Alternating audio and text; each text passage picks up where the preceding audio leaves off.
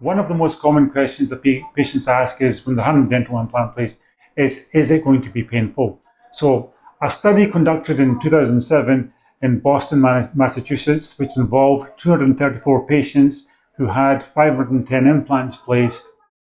This study looked at the pain that the patient experienced during the treatment, 1 day afterwards, 1 week afterwards, 6 weeks afterwards, and 12 weeks afterwards, because we're interested in actually how much pain did they have when they're actually having the implant placed. And what the study found was that 84.2% of patients had no pain whatsoever, and 12.8% had very mild discomfort when they were having the implant placed. So in all, what we can say is that in 2007 from the study, patients had very little discomfort or pain when they were having their implant placed. And here's what some of our patients said.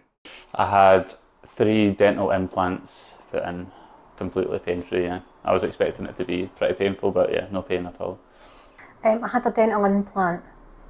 I was really surprised how pain-free it was.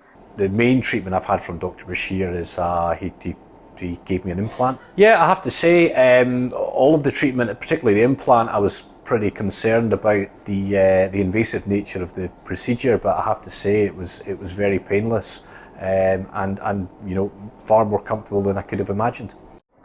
Thank you for watching, and I hope that answers the question.